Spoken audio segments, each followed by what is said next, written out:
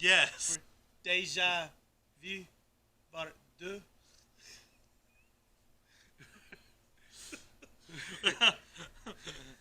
It's a week late because we had a technical difficulty, and that's why you're going to see this one pop up and then another one pop up within hours, days, minutes, weeks. I may just actually mash them into.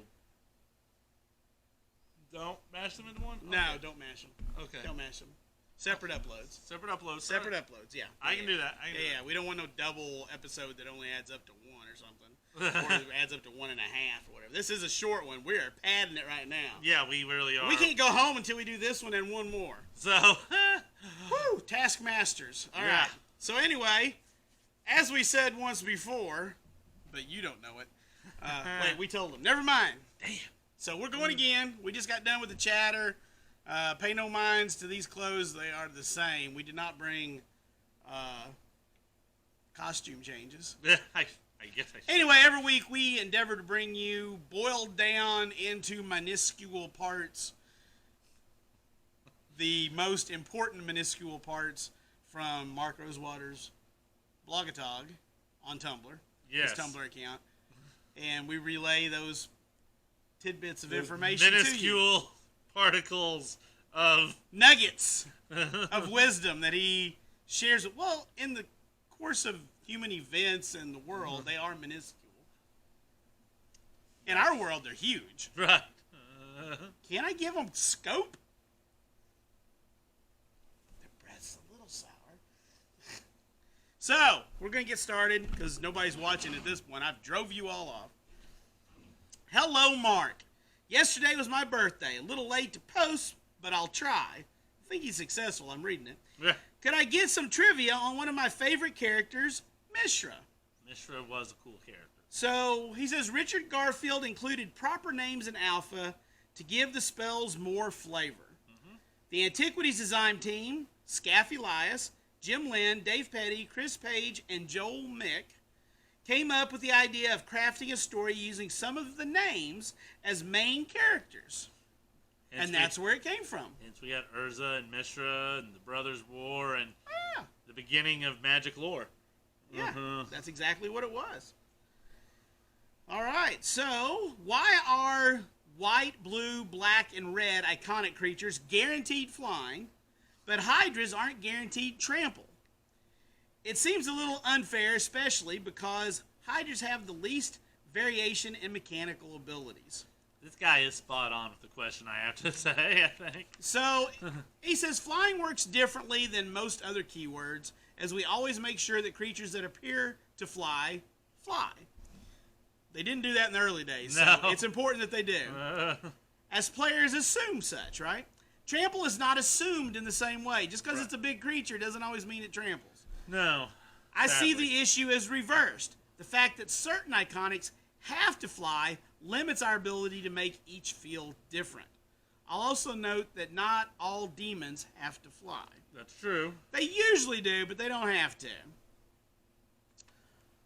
We got several things here on Jumpstart. Yeah. So follow along here. Can you please virtual high five whoever is responsible for putting Terramorphic Expanse? That would be a real high five, so I guess you can't do that. And Jumpstart instead of Evolving Wilds. The new art is beautiful, Yes, which it is, and it thank is. you. We are so tired of Evolving Wilds and, so few Terramorphic Expanse. Dance, yes. And Evolving Wilds has, I don't know how many arts, and I think Terramorphic Expanse had the one. We're going to have to practice that. We could make it happen if we practice. Hey, Mark, I wanted to just pass along that the community is overjoyed at the reprints we're seeing in M21 and Jumpstart. Yep. I'm sure things were a little disheartening with things like Secret Lair Ultimate Edition and Double Masters, and I'm sorry you have to bear the brunt of the community's feelings when things are bad. He does very well with it. Watch the next show, and you'll see just how good he is. There is an example in Reblogatog, I'm forgetting, 17? 17. Yeah. Thank you to you and everyone else behind these recent products. And he says, as always, thank you for your kind words. He really is very patient with trolls. Yeah. He should have like a plus 20 to his troll roads. I don't know. You guys have really done a stellar job with Jumpstart from what I've seen. The basic lands are really awesome, branching from Phyrexian swamps to soldier plains to doggos. I want one of those Phyrexian swamps so bad. And the reprints are really good. I was expecting just another casual product like Game Night that I'd have no use for, but this looks like a blast with some nice reprints I can put in Commander decks when I'm done. He says, I'm a huge fan of Jumpstart. It came out great, and it's a blast to play. Mark, how much design input did you get on Jumpstart in M21? Because I thought you said you only worked on non-core Premier sets now to limit your workload, but there are way too many doubling effects to be a coincidence. I like to think my influence is working. I worked on neither set. So no Mark Rosewater on either set, but lots of cool stuff anyway. I just want to say, whoever was behind Fiery Emancipation, don't listen to the people saying that it's lazy design. I went to triple my damage. It's okay. Yeah, we should be in for some more tripling, right? We've had a couple of triples. Yep. We need to keep going. Don't get greedy. Watch the next episode. Somebody does. Sorry, spoilers. Watch the next episode. Somebody Seriously. does. They want more than tripling. Hey, Mark, I know we need a test run. We never get to do this because I never know what the next episode is, but I do now. It's kind of cool, because we screwed up. It happens. I need a test run first on Jumpstart, but would themes go beyond monocolor next time, besides the one rainbow, a.k.a. more multicolored cards next time? Doesn't really work, folks. No. Multicolored themes start making the mana bases problematic. Yeah. You're taking two pre-built decks. I mean, if your 20-card deck, which has, what, eight lands? 7 or 8, yeah. Eight lands in it, if it was 2 colors and you just had 4 of each color, it's going to get really hard if you get a 4-colored deck with only 4 mana sources. Right. Or you have to put a lot of dual lands in there. Uh-huh. Probably not going to happen. So that's probably a greedy ask. But give them time, maybe they'll get there, right? Well, especially with the fact that you're putting it together with something random. I mean, your mana base, it can get so bad. So bad, so quick. The new Thriving Lands really help. The Thriving Lands are really cool and really do help. Cool design, they help. But you'd have to put a bunch of those in there or something, I guess. All right, so how well is the new version of Companion being received? And are you happy with where it ended up, or would you prefer to have never printed the mechanic? And this is one of those he throws back. Right. I'm curious what you all think of the tweaked companions. I believe play statistics tell us what people think. Yeah. Now, the casual player, still in love with it. Right. I even have some people coming to the store that don't know what happened to it in non-casual play. Right. But in casual, play it like the card says, if everybody's fine with that. I mean, Tournament play, I think they were either yes or no. And with the change, they're now in no. No, yeah. I don't think there's a lot of changes in that. You'll get some of them seeing a little bit of play, but not like they were. It really, really knocked them out, I think. Yeah. Can food make a comeback in another set? I really enjoyed playing with food tokens and the flavor, pun intended, they provide to gameplay. I doubt we've seen the last of food tokens. Right. I want to say, it's been a while, obviously, but after Eldraine came out, I want to say we had a Reblogatog question or something where they talked about food becoming deciduous. I don't think it was declared, but that it was looked at like... I don't recall that one, but I'm not saying it was looked at wasn't. like a treasure had been, that it might become kind of a deciduous It thing can be that gets used sprinkled where in. needed, so yeah. Because we've seen treasure pop up a few more times now since Right. Ixalan. I don't think that was a guaranteed, but I think Mark Rosewater, I thought we had a jumpstart question saying people seem to like it, so it may kind of thing. But why is Yahini black and not red? Well, the Aetherborn were all black in Kaladesh. Yes. They were a byproduct of ether use and had a limited lifespan. They were able to increase their lifespan by sucking life from others, a very vampiric quality. right. Philosophically, the Aetherborn could be done in red, as they do live in the now, but that wasn't the focus in Kaladesh. In Kaladesh, they actually replaced vampires Right. for the set. Just like we had gremlins that replaced goblins, Yeah. we had the Aetherborn that replaced vampires. Because Kaladesh is a little different. We got to make the worlds a little different. Yeah, I mean, yeah. I know everybody wants more and more vampires, more and more goblins, more and more elves, more and more, but we got to differentiate a little Right. bit. So I like that they did that. That was a cool thing. It was. I wouldn't mind seeing a little bit more of that kind of thing. I wouldn't either. Not just with the return to Kaladesh. Right. I wouldn't mind seeing some more Etherborn, some more Right. Gremlins I wouldn't- thrown in. I think we've had a couple, but maybe that's Right. just 4. But I wouldn't be surprised if when we go back to Kaladesh, which could be coming up in a year or two. I mean, Yeah. it's been close to that 5-year mark. I wouldn't be surprised to see some Etherborn that are red or are outside of just the black like they were the first time, because they do that a lot of times when they on returns they diversify something that was sure, yeah, You know. it gives them another return, gives them more room to explore. Hi, Mark. Where is Delirium on the storm scale? And he calls it an 8. yeah. I wasn't a huge fan of Delirium, but I mean, it's fine as a mechanic. It just, I don't know, it never really got my juices flowing, so to Right. speak. As a brewer, it's interesting. I like the threshold mechanic more than the Delirium. Right.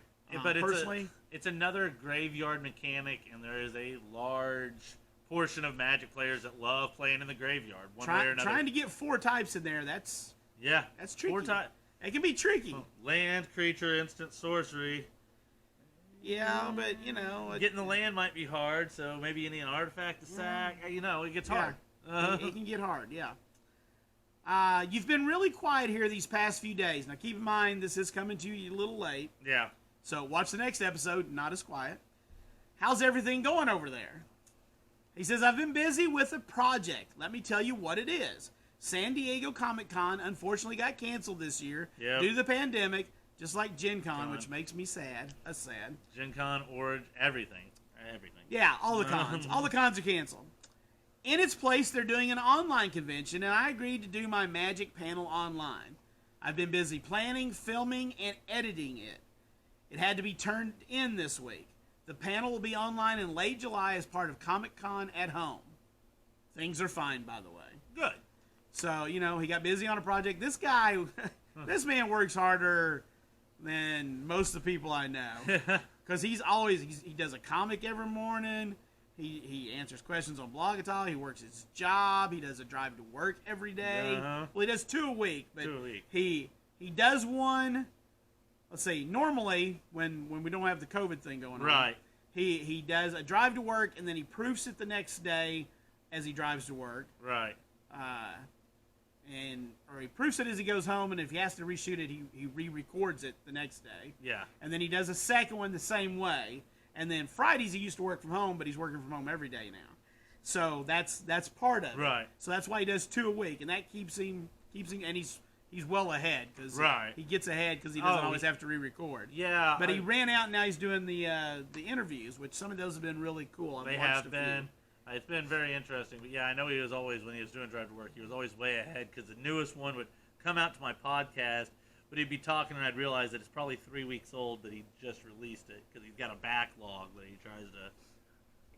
So I jumped over this one when I was doing all the Jumpstart just because there's a couple that hit on this. But the Phyrexian Jumpstart and other Phyrexian things got me and my fellow completed friends talking, and we found we had differing info.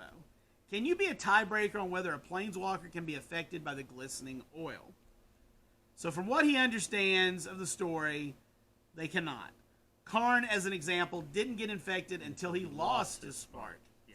So I believe that's accurate. He's not the story guy, but I think he's accurate there. I'm gonna go off script for just a second since you mentioned Phyrexians, and from what I've seen online, it looks like because of this Phyrexian swamp and the stuff that got released, that the few people on the internet that care enough have almost cracked the code. They've almost cracked Phyrexian. We now have Elish Norn and a swamp. Woo! All right. They were very excited for that. Yeah. All right, one other little hit on Phyrexia. Hello, Mark. Always nice to hear from you. Is it possible to do Phyrexia without Phyrexian mana, or will there be an emphasis on balance? He says he thinks they could do Phyrexia without Phyrexian mana. Yeah, obviously they could do that. We've had Phyrexians around since almost the beginning of Magic. Yeah, it's not a problem. Yeah. I think I would want Phyrexian mana back. They just have to not break it. Well, and they've had a test run, so yeah. The thing with Phyrexian mana is that you have to put something else in the mana cost of these spells. It can't be just Phyrexian mana. That's when it becomes broken. Yeah, it becomes broken. It's just free. Yeah, I'll pay 2 life. Sure. You know? Draw me a card, look at your hand. Yeah. Whichever, yeah. Kill something for a mana and That's some life. right. Sure, seems good. Seems okay. There's lots of stuff. So yeah. Somebody clueless here. Sorry, I don't put the names of the people down. But may I request a dork that adds mana equal to the number of tokens you control? Tap for X mana where X is a variable has burned us a few times in the past. Oh, fellas. It's Cradle. Really green. Yes. Yeah. I like me some Gaia's Cradle. I like me some Priest of Titania. Priest of Titania, yeah. I like me some Priest of Titania too. Well-wisher kept coming on my mind. I'm like, that's life, not mana. That's life, not mana, but also pretty good. Yeah. All right, so we got just like 3 more. Yeah, We're gonna have this more. week wrapped up. Told you to be quick. It will be a quick one. Plus, since we've done it before, we got it down. We know what we're doing this time. You've said in the past that Mentor the Meek is a color pie break. Yeah. With how you guys have come around recently on white card draw, is it still considered a break? It's something we're talking about. Signs are pointing to it shifting back from being a color pie break. So, time will tell. Yeah. Thanks for the question. Mentor the Meek. Maro's always called it a color pie break, but I think it is one of the white card draw that plays in white space, in my opinion. It does play in some white space. It cares about the little creatures. The It cares little about creatures the coming weenies. in, yeah. So, That's fair. there's no other color I think that would get that ability, draw for the little creatures, so. Yeah, green gets draw for big creatures, or just so white should get draw for the little creatures. Yeah. It does make sense. Green is the only color without a monocolored angel. I didn't realize this until we had read this, and I was like, Do you yeah, think- black, red, yeah. Do you think this is something we'll see someday, or is there a reason green is only featured in multicolored angels? He uses some very technical words here. Green doesn't get a lot of flying and isn't very angel-y. I never say never. It would take the right world, as they say. Yeah. I don't know. A green angel doesn't feel right. First off, angels aren't natural, and green tends towards the natural, right. nature and natural. Well, stuff. to be honest, we've only had a few angels that have green in them at all. Right, and even in the multicolor, I mean, we had the Buy a Box recently. It was a Naya, wasn't it? I think a Naya angel, and so yeah. I'm not sure how they get the flavor on that. I mean, you can justify anything with flavor, but man, that was a stretch getting a mono green angel. Yeah. All right, let's wrap this thing up for the second time. Did the thought of limiting cards in Standard ever come up instead of bans? Would Standard be so bad with only 1 copy of Oko or Agent of Treachery, I didn't want to finish it out, in a deck? Restricting cards significantly raises the variance. Yeah. And we try not to do that in more competitive formats. Vintage has no other option, as the point of that format is to access most of the broken stuff. So yeah, in Vintage you get to have a restricted list because they let you play with everything, almost everything that exists, with a very tiny band list. Yeah. The rest of them, I mean, Commander's fun because of the variance. People like Commander because of the variance. Right, that's the point. Because my deck plays differently all the time. It's not just doing this thing. Right. Competitive players want that. Commander deck is the kind of deck where you can accidentally have a combo go off. Just like, there's 100 different cards in your deck. You've never drawn them in this order, and all of a sudden just, oh. I didn't plan for that. That is awesome. Right. But in a constructed deck where you got 4 ofs, that doesn't happen. Yeah. It can lead to a real feel bad if, like, you just happen to top your one Oko on turn 2, after playing a goose or something, right, and get that thing down, and your opponent never sees theirs. It's very swingy. With competitive Magic, they try to get rid of more of the variance and have it be more skill-based. Skill-based. It's, you guys are playing on the same ground here. Who's the better player? There is the variance of the draw, as always, but you're really going down to more skill, and that's why they want 4 ofs. They want consistency in decks. Exactly. It's why we went to the London mulligan. We're on London right now. I don't know. We're on a city mulligan. Right. We went from Paris to Vancouver to London, right? Sure. Did I miss any cities? I don't know. Okay. We might have stopped somewhere. I can't remember. Minneapolis, St. Paul. I don't know. Twin Cities mulligan. Yeah. All right. Anyway, guys, that's all we got for last week. Yeah, for a short episode here. Stay tuned immediately after this. You'll get another. I'll try to get them uploaded like back to back. Pretty shortly. Anyway, we appreciate y'all listening, watching, / doing your thing. Thanks, guys. Thanks a bunch.